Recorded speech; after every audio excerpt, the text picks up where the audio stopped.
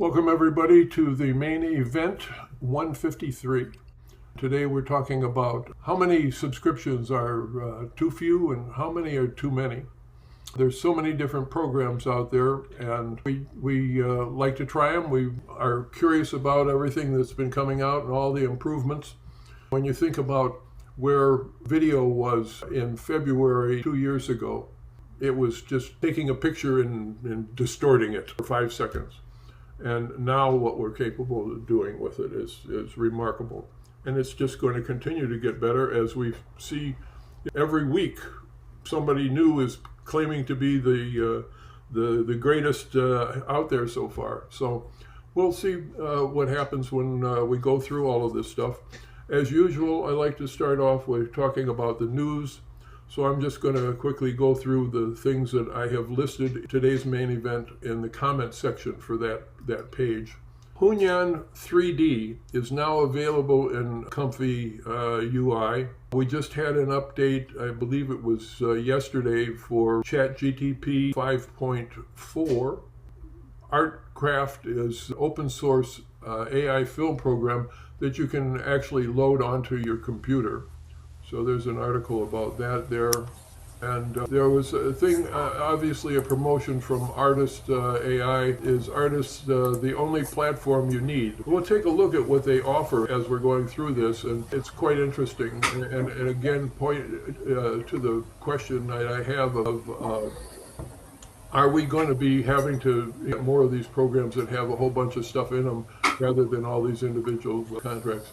I don't know. I think somebody has their microphone on. I'm hearing noises. And then Eva Norte, rather than using multiple programs, here's which results working only with Luma AI. Very interesting what she was able to do. Now, she's an architect and she's done some wonderful stuff. And our old friend in Singapore, Tiano Zhu, posted something today about demonstrating Notebook LM combined with Claude Code. I don't know how many of you are interested in getting into coding with what you're doing, but I found what he had to show was very interesting. So that was there. Okay, we have some more people here. Dennis and Linda and Israel, welcome. So the thing that we are, and our good friend Eric, welcome. Howdy.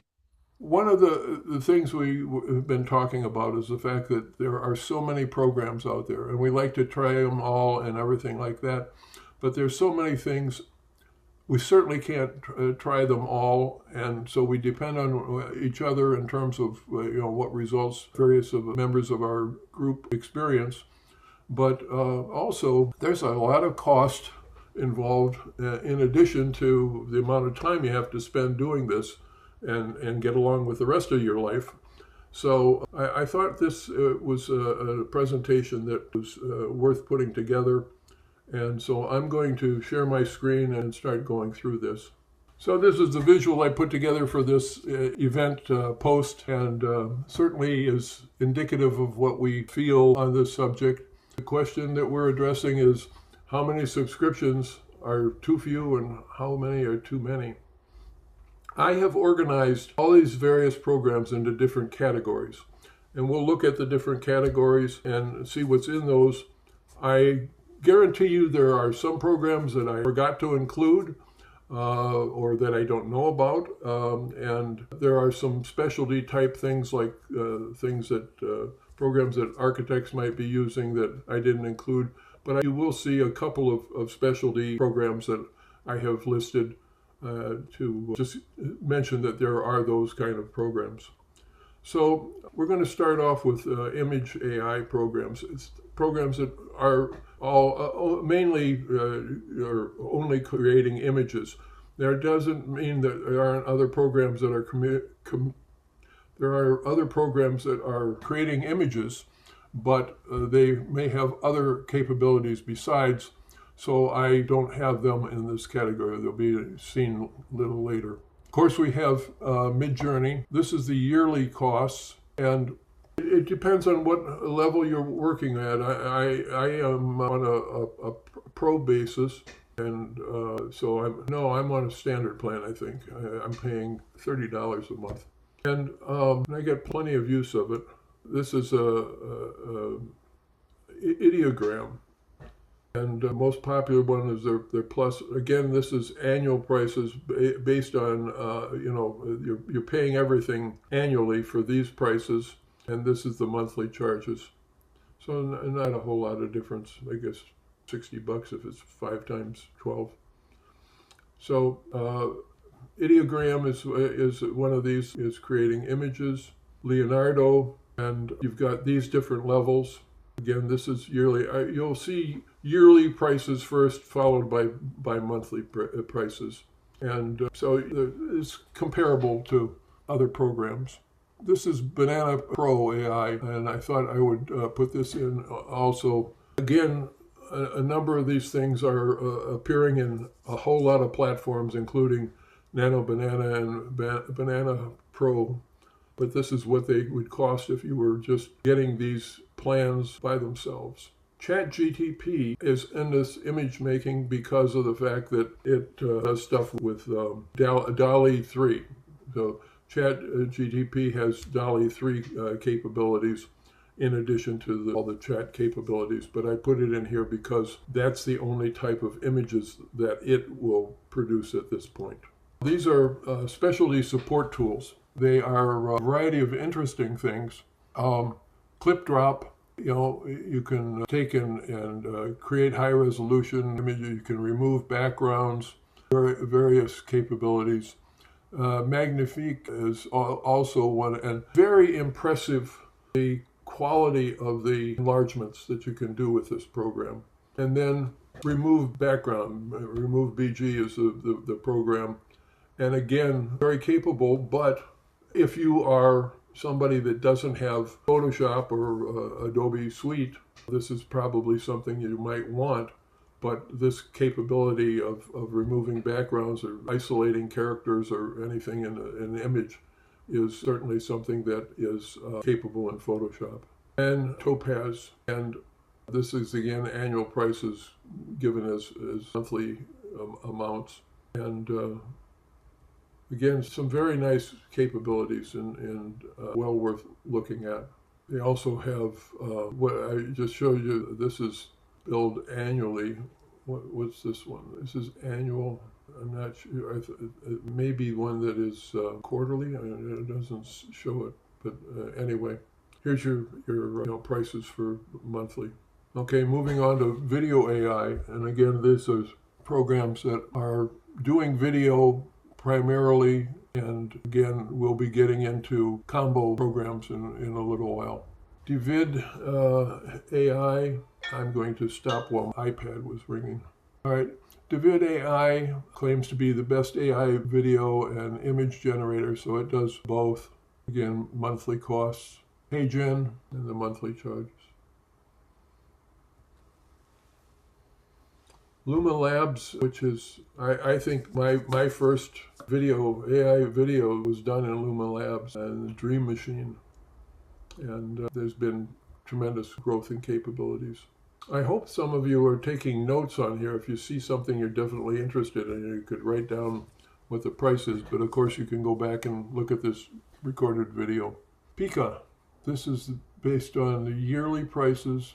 This is the monthly. And Pika is one that I dropped just recently because I was paying $95 a month for it, and I used it one time on one project and then paid for a few months $95 a month, and I said, this is nuts. So very capable program, but there's so much competition and so many things that are coming out that are just surpassing the program, but some people get some very good results out of it. C-Dance. C-Dance is the one that took everybody by storm 2 weeks ago, and this is what the cost is if you're just getting that program. But the thing is, within a day or two after C-Dance was announced, it was available in a number of platforms. So there's really no need to be doing this as an individual program. This is just a subcategory of video AI with avatar characters. Colossian is one where you can pick out avatars, or and you can create unlimited length of video when you're providing the script for the various avatars to do it, or you can make your own avatar. But this is good for doing presentations. Cynthia, again, avatars, good for having them speak for you in various kinds of presentations. And it's something that I don't particularly have use for, but it's something that I think a lot of businesses can utilize this kind of a program. And the dubbing is high quality, the lip sync.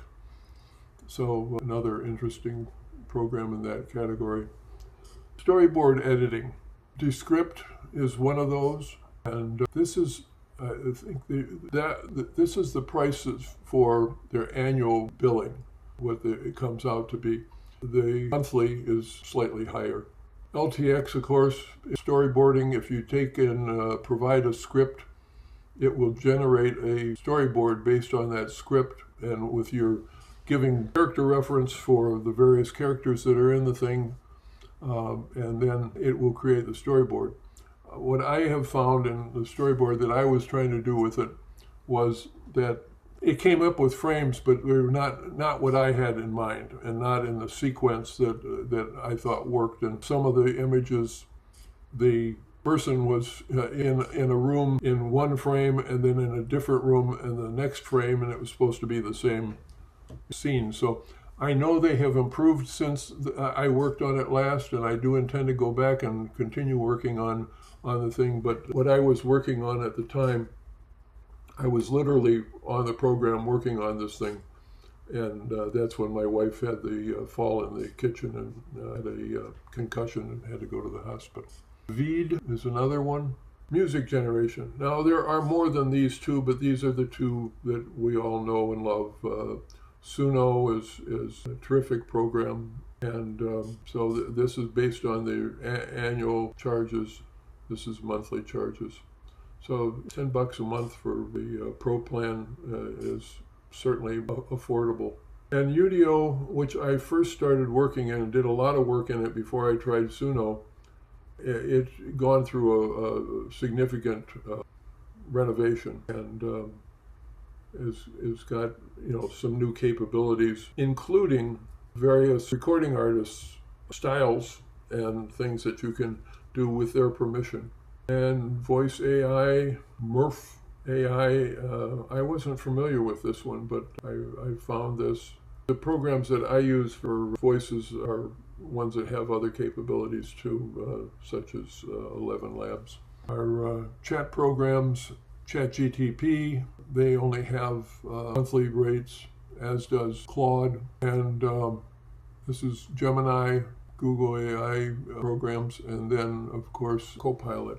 I think that it's interesting to look at these different programs and work with them a bit, because you'll find that they do have different capabilities. They all seem to have the same sort of friendly speaking AI program when it's working with you. But I mentioned a while back that I tried to get ChatGTP to take a look at I had a spreadsheet format that I like to use for my bookkeeping. And I had gotten way behind this year in putting stuff into the spreadsheet, so I went to it and asked it if they could take my bank statements and put them into the spreadsheet. And it told me, yes, it could certainly do that. And every time I checked back with it, it hadn't done it. And I just was not in any big hurry, and I had other things going on. But after a week of it saying it could do it, I said, obviously you are not able to do this. And that's fine. I learned that you can't do this, and that's perfectly fine. And it was worth exploring to see that. But when I went to Claude, and they just announced the week before that they now had spreadsheet capabilities, within 2 hours, I was able to give it my format for my spreadsheet and give it my bank statements a quarter at a time. And in 2 hours, I had an accurate spreadsheet of the whole year of my expenses with all things indicated according to who the bill was from, how much it was, and annual totals and everything, and which things fell into advertising, which things fell into software, which things were office expenses, and so on. So, well worth exploring these different programs to see what works best for you. Notice that Tiano talked about using Claude for coding animation he was doing. So that's something that, again, these programs are capable of doing. Okay, various combo programs. I know we've got a whole lot of these. Of course, Adobe falls into this category, and anybody who is a professional, this is the industry standard with Photoshop and Illustrator and various other programs. But this shows you the individual programs a month. They didn't used to do this, but you can get them, certain programs, monthly. But you can also get Creative Cloud, and this is Creative Cloud Pro, and it's $34.99. I have the Creative Suite, and I'm paying, I think it's $63.59 a month for that. But again, it's a business expense, and I really couldn't do my business if I didn't have that Creative Suite. And it's every one of their programs is available in that Creative Suite, not just like in this Pro one where you've got Photoshop, Illustrator, Premiere, Acrobat, and InDesign. Those are mainly the programs I use, but there are other ones that I occasionally get into as well, so I'm happy to have all of that available. And Firefly is now charging so much a month, and it has continued to grow in capabilities, including doing video. So if you haven't visited Firefly for a while, well worth taking a look at it. Artist.io is one that I mentioned, is in the comment section of today. And they talk about this being the only platform you need. And there it talks about Sora, Veo, Nano Banana, Kling, Cdance, Cdreams, Flux, 11 Labs, all within the program. After I show you that this is the annual cost, and this is the monthly. But here's what they're talking about. These are all the different programs that they have within that one program. So you have Grok, you've got different levels of Cdance and different levels of Cdream. And so all of these things are available, and it really brings into question, why are we doing all these other programs if this stuff is there? My one question was, how quickly do they get these new programs into their suite? And what I found out was, like with Cdance, literally the next day, they were in a number of different programs. So I don't think that's really an issue. Canva AI, again, a large variety of capabilities within this program.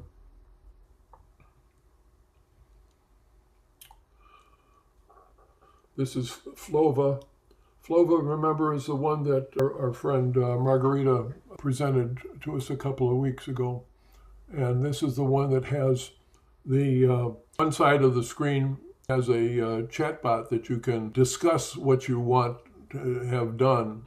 And then over on the left side, it starts producing things, and you have back and forth with it in order to end up with what you end up with. But that was a very impressive presentation, and it has different capabilities, video, image modeling, and music narration, all that within the program in the monthly charges. Imagine Art is another one.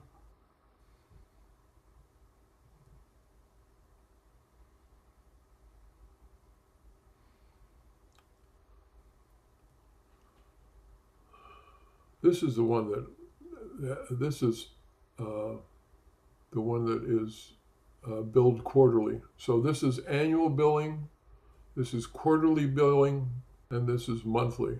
Hydra, again, Flux, Nano Banana Pro, Cdance, Grok, Omnia, Kling, 11 Labs, all of the stuff within the one platform. So you don't really have to go back and forth between different programs. You can do the different programs right within the one site. Kling, which up until Cdance was for 1 week the best video producer. OpenAI, Runway, of course. And these are combo node-based programs. Kriya, of course. And monthly. Flux.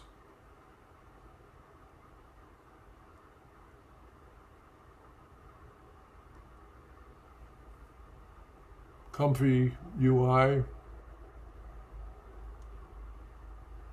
and Vilva. You've never heard of Vilva. Vilva is a program that I just became aware of about 2 weeks ago when they contacted me. As a fellow who I believe is originally Indian, who is in California, and he and his partner have come up with this program. And you see the prices are quite reasonable compared with some of the other ones. Everything, literally everything is in this program, including Midjourney. And when he was talking with me, he showed him that video that I did for the time capsule. And he said, "I'm glad you showed me that because it's showing me things that I should also include." And within 2 days, they had Suno and 11 Labs for voice generation, all of these things within this program. This is node-based, but what's different about their nodes is that they are all there's just one style of node, one shape, one that can be used for images, used for prompts, be used for combining things together, as you do with any node program. And in April, he will be joining us and giving us a full demonstration on this program. So that's something to look forward to in April.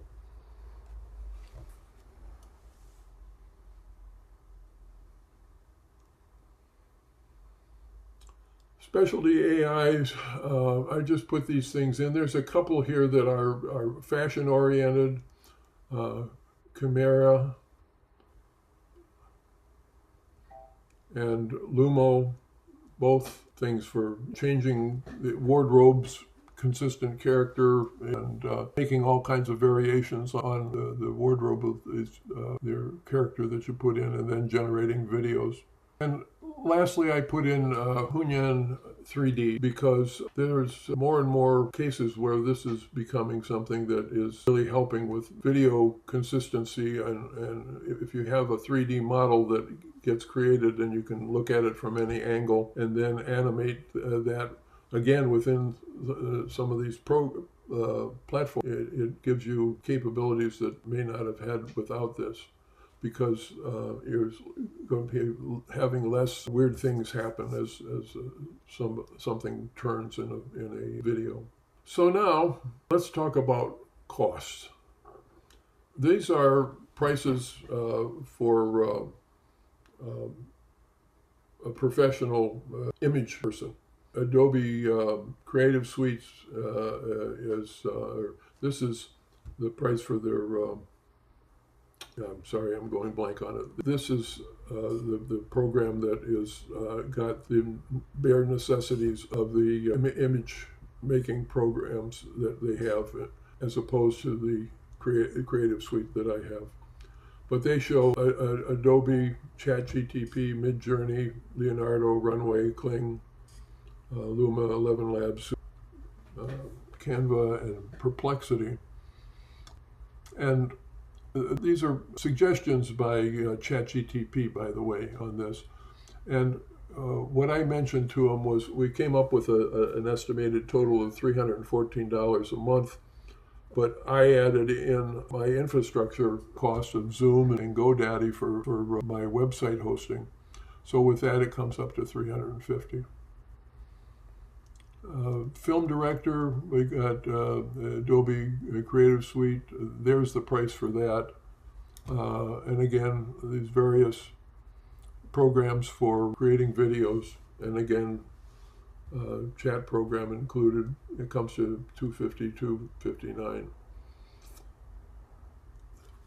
Anybody who is of a professional level is going to be going into more programs than what's being listed here for film or professional level. So, like for me, I'm spending around $463 a month on subscriptions, and I am going to try to cut back on them. And I think I will probably eventually get into one of these programs where it has the multiple platforms, so I don't have all of these different subscriptions. This is things for a writer. Again, ChatGPT put this together. I have really no idea why a writer would need all of these chat programs, but also Grammarly is spell checker on your devices. So these are comes to 141 if you get all of those, which I think you could get away with fewer of them. Hobby, you could spend $55 a month with ChatGPT, Midjourney, Basic, Suno, and Canva as your choices of things to work with. So the question is, how many subscriptions are too few and too many? So that's for our discussion now. So I'm going to stop sharing. And we're back, and I'm looking forward to people's comments and what they think about all this stuff that we're looking at, and how many of these things do you think that you need. So the floor is open. Hi, thanks for breaking these down.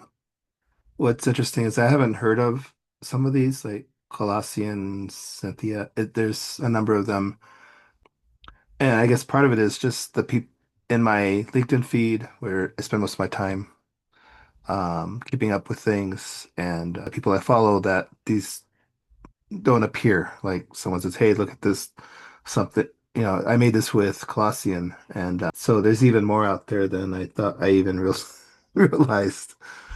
Um, and I think the trend is with, I think the new nickname is aggregators, where they have a variety of different visual generators and sound and so forth in one place. That seems to be a direction.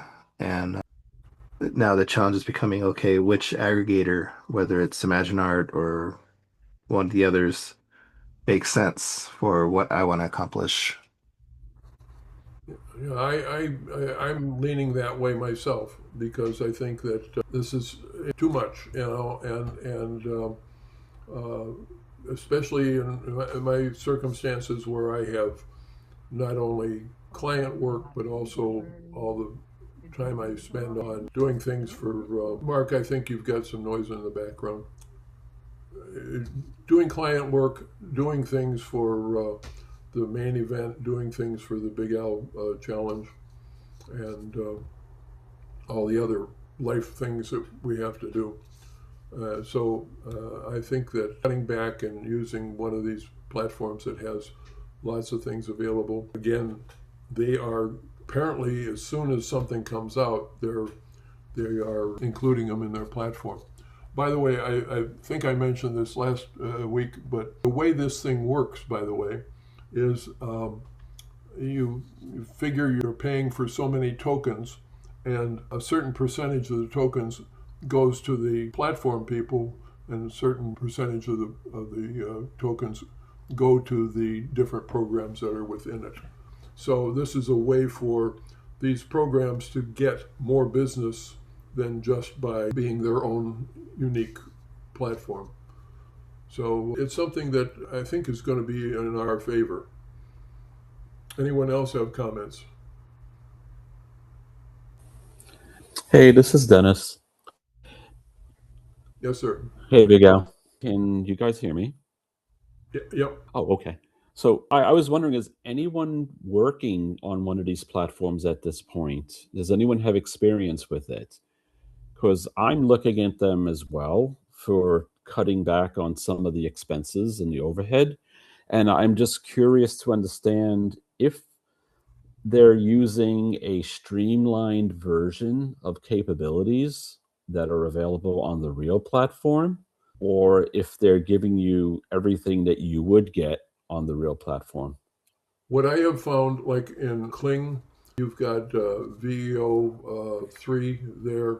You have Nano Banana. You have different capabilities, these different programs. And what happens is they do have a choice. For example, you might try VEO 3, but they might also have VEO 2.5 or something like that available. So they have different levels, but they do have the most current versions.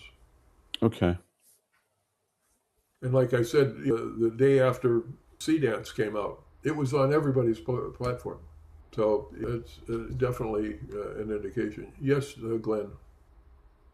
Hey, Big Al, thanks so much for all this research and staying up late. Again, probably like some other folks, I don't know that I've heard about a third of those. I guess the only comment I wanted to make is, at this point in time, it doesn't make any sense for me, even with some of the cost savings, to buy yearly subscriptions, because as you said, and we all know, 2 weeks later, someone else can come up with something else, and so on. So you're almost then beholden if you bought the yearly, and now you're kind of stuck with it if you end up, if it goes like becomes number third or fourth in the hierarchy of, of great programs. So it does make sense to do, the aggregators like the Koreas and the Free Picks, etc. But I think I made one mistake and I bought a yearly subscription to one of them, and now I kind of regret it because it kind of fell by the wayside. I mean, would you agree on that?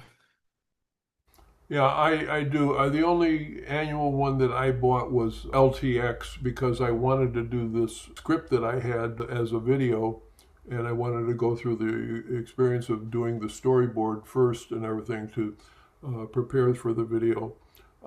And though I haven't used it since my wife's fall, it's still accumulating points, and those are there, and I have a good sense that the way the points get used up, that I will be using all those points. It isn't like I have wasted my money on it. I will be using everything that's there. I've worked on a number of programs where I have monthly subscriptions, and then when I'm doing this project, I end up buying additional credits because you don't get what you want the first run through. And sometimes you run something 5 or 6 times, and finally you just say, "Oh, I'm going to go with this one. This is just taking too long and it's costing too much." But everything I've got is on a monthly basis, and again, for that very reason, I just don't see how I want to use every one of them, and whether I want to stay committed to them for a year. So Big Al, like all of us, I think we're all at different levels working on different videos at different lengths and the like. I haven't had the opportunity to do anything professionally for video, although I'm working on it, just trying to hone the skills. But could you not bake in like the price subscription, or like the extra tokens that you end up buying in the actual price? I've bid a few jobs and they've said, include in a line item what it takes to make what you're making, Glenn. We don't know what you use. So if it's a couple of studios or a couple of programs, put that in the line items. I don't know if other people have had the opportunity to do pro videos, but that makes a lot of sense to me if clients are willing to agree to pick up that charge. But yeah, I agree with you on that, and like I've been working on an assignment where I've had to do some AI images to bring it to the level that I have stuff I can work with in Photoshop. And what I found was that the program that I thought was best for doing this was one that I had been using quite a bit, and I didn't have many points available. So I bought like maybe $20 worth of additional points, and I didn't tell the client I was charging them for that, but I figured that the cost was within what I was estimating for the job. Also, I mentioned to you, Glenn, and also to Rachel this week that I had been contacted by a rep that I used to work with in London. And he was the guy that I did the 33 3D dinosaur project for back 12, 13 years ago. I stopped working with them because at the time the pound had devalued to such a point where I couldn't be working at that low of a price for the thing. the dinosaur project was a good project and something I wanted to do. I got paid less than I normally charge for doing that, but I ended up with a fun project and something that I've been able to show to people and everything. But anyways, this guy has now started an AI repping firm in addition to his art things. And he's literally doing it under an alias because he doesn't want some of the artists that are working for him to know that he is selling AI against them. So anyways, he's very enthusiastic about the level of the quality of the work that I do, both in terms of still images and video, and is very hopeful that we'll be able to do a fair amount of work together. So we'll see what Miguel, what was the name of the company, not the AI company, the more traditional art? What's the name? I'd have to look it back up because actually I think it changed names at one point since I was with them. But I can get that to you. Yeah, definitely. Linda.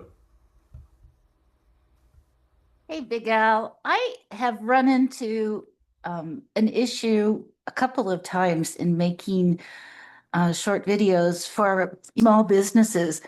I think when the same sort of animation would have been done by hand, there was an understanding of the amount of effort that went into it. When, after, for example, someone in my situation had signed off on an image, and then after nearly the whole video was done, that image was no longer what they wanted. And when you have the situation where it's being done by hand, the client seems to understand the amount of work that goes into it, or even in the form of graphic design, there's a better understanding. It seems like in this situation, asking for changes seems to come more often, to me, is what it feels like, even small changes. And when you're talking about the tokens, and even the time invested, I think this sort of work requires very stringent boundaries and explanations.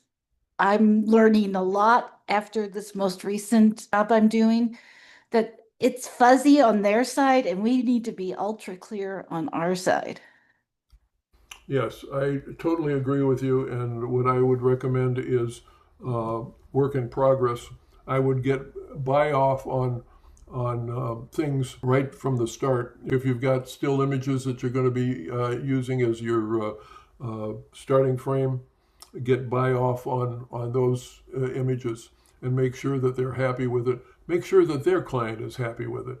And then have them understand that there's a process involved in doing this. And so unlike an image that you might create in a traditional digital way, you have ways of going in and doing modifications.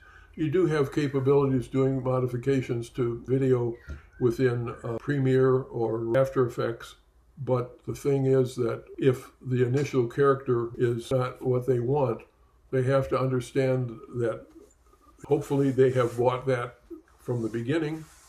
And secondly, if they want to have it changed, they have to understand that you have to go through the whole process again, just like you would with a traditional art image, not digital, but one that you're doing by hand. Yeah.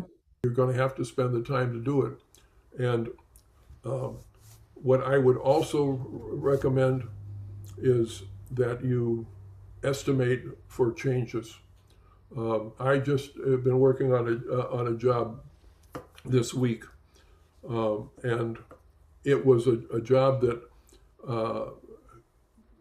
I gave them something they were extremely happy with the first time. They had some changes, minor stuff, and I did those changes, and they came back to me this morning with just a couple additional things. But I had, this was the second round with them. But because this was such a subjective subject, and they may still get comments from their client on it.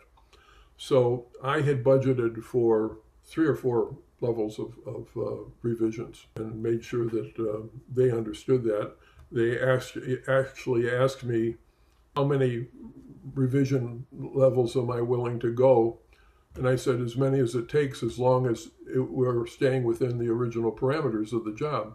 If the parameters change, then you have to give a revised estimate. How are you budgeting? Al, this is really something I'm interested in understanding, because it feels like almost every job that I do, the the amount of money or tokens that I use, it's very hard to estimate before you actually get into it.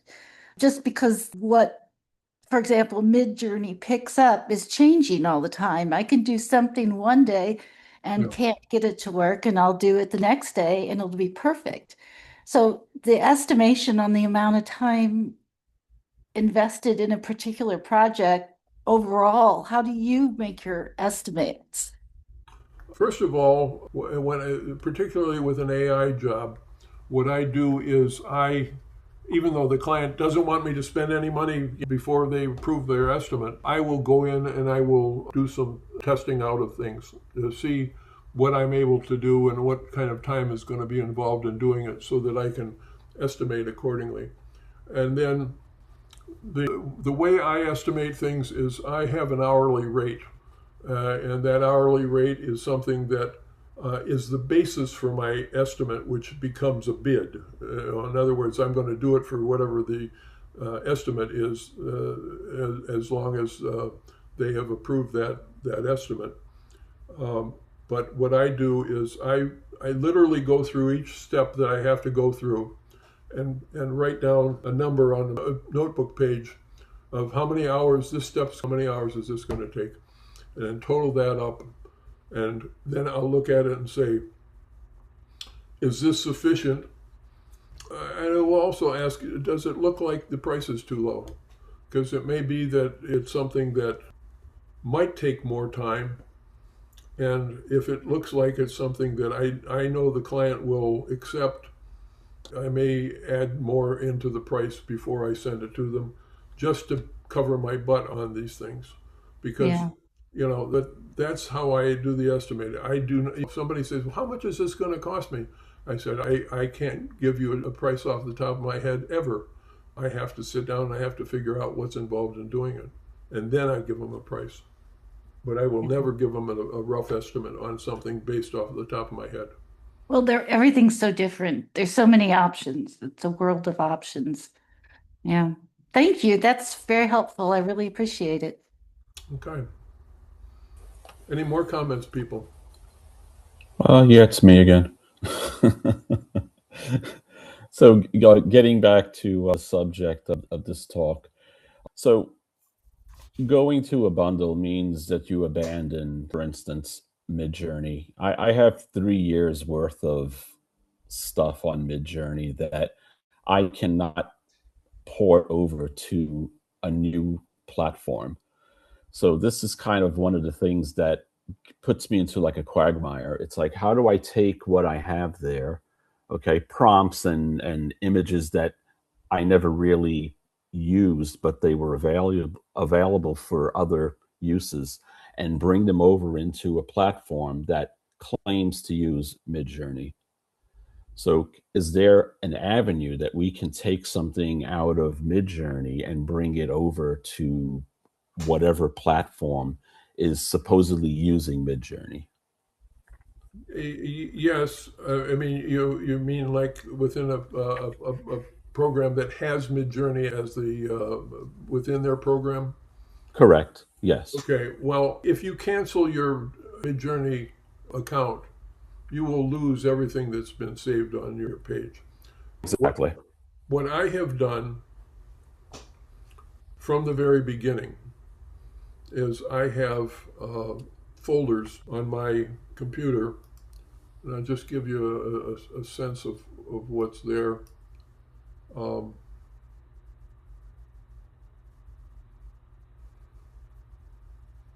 on a second. Right from the beginning, I started saving everything according to what version of Midjourney I was working in. Some of the first ones I didn't do that, but I have folders with things I did in DALL-E 3. I have folders with I've done in Firefly, Luma videos, and then Midjourney. After I've saved a few things to begin with, and I started putting in what the version of Midjourney was. So I have images that I did with 5.1, 5.2, and each envelope has different subjects in it, listed what it was, and then I have saved all of the things that were the best quality of what I've done. I not saved every image that I created because some of them was frankly crap, but I have everything versions 5, 5.1, 6, and on to 7, and I suspect we'll be doing 8 soon. And that's how I've kept it. And within the same Boundless Creativity folder, I have every one of the main events that I have put together, as well as other things. But I've got a folder that has the Big L Big AI Challenge, and it's got folders within it for each month. So, I'm very specific about my storage of things. But you're a better man than I am. Well, it's just a matter of frankly, I have kept everything I've ever done in advertising, and that's one of the biggest problems I have now, because we're going to be moving to a smaller place when we move to an independent living apartment, and I have everything I've ever produced. I have all the print samples. I have tons of CDs and DVDs with work on it. I have hard drives with the work on it. Those are all fine. It's these boxes and boxes of print stuff that I've done. Yeah, I have the same thing. I'm not that young. So, but going back to the idea of, like, in terms of Midjourney, like, I have folders of the stuff that I've pushed forward, but in there is work in the Midjourney cloud that there's stuff in there that I go to every now and then to say, oh, when I did something like this, and I'll go back and I'll look for it, but it's all there. For me to pull everything down, it's over 3 years worth of work. sure. So I'm hesitant to jump ship and go to a platform. So I guess the essence of my question is there a way to connect when you go on to something like Artlist or Runway or whatever to connect to that work? I don't believe so. I think it's a matter of using it. I mean, so you're starting over again, basically.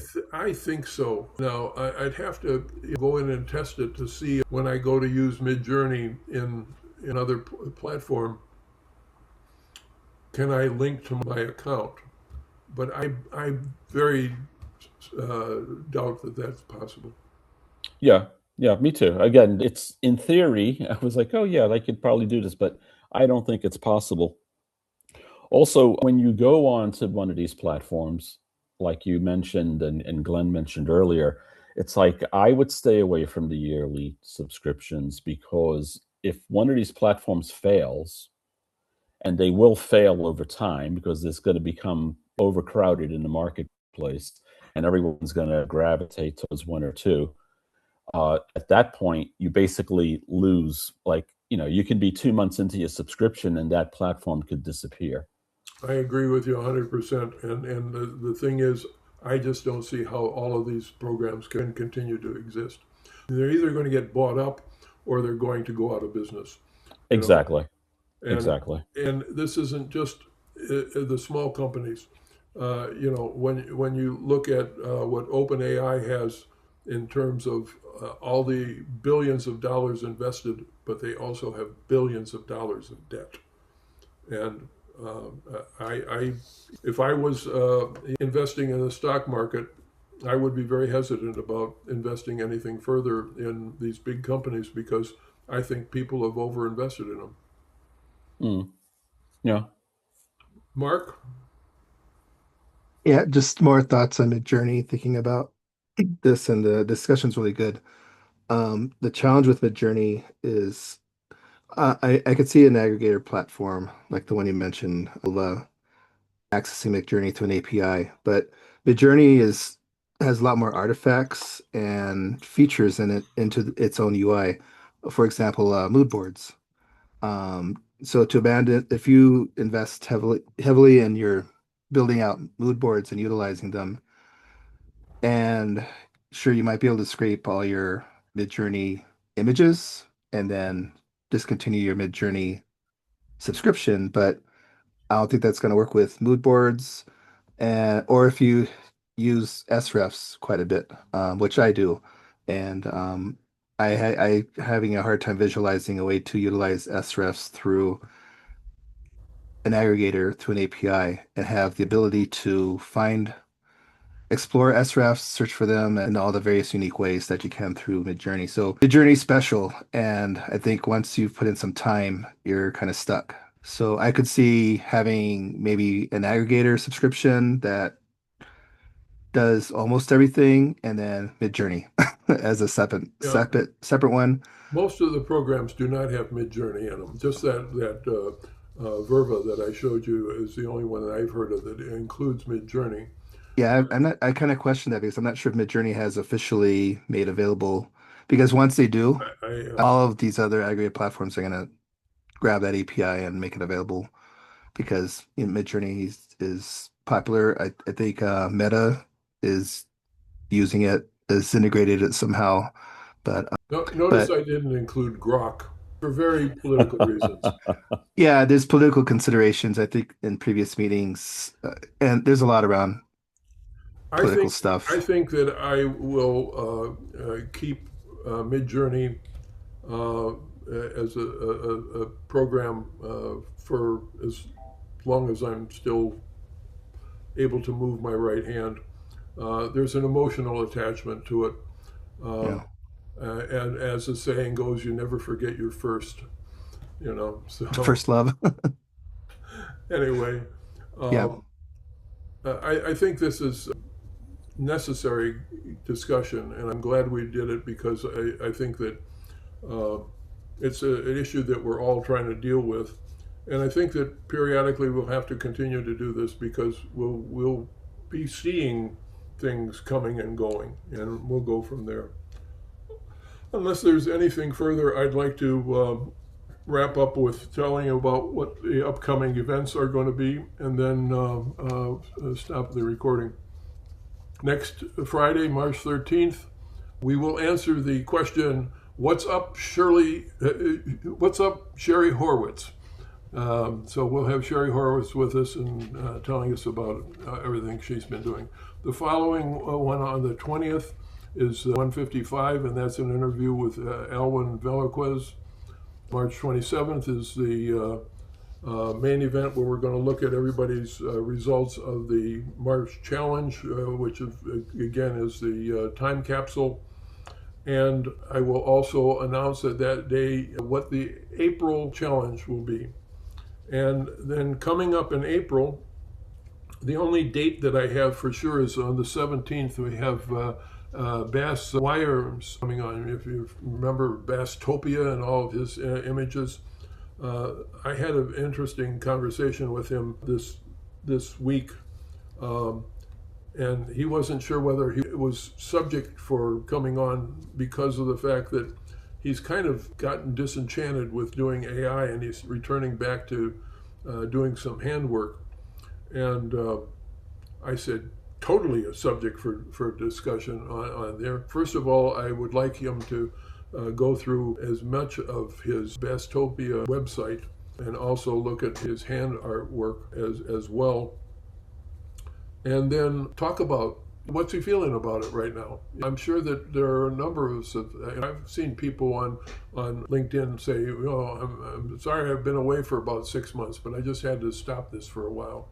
And so that's something that we'll hear more about.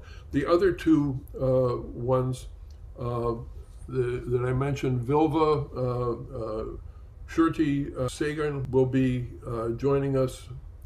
I think it's Shurti Sagar will be joining us to tell us all about Vilva AI. And then the other date will be Scott Davis, who's a phenomenal video artist and capable, and he does use some AI, but a lot of his stuff is not AI and well worth looking at. So that's what's going to happen. And of course, the last Friday of April, we'll be looking at the results of the April Big Al Big AI Challenge. Guys, I'm always happy to have us all together, and this is quite a good, supportive group. And I really appreciate you always being here, and I look forward to doing more stuff together. And we will get together next week with Sherry Horwitz. So thank you again for being here. Thank you. Thank you.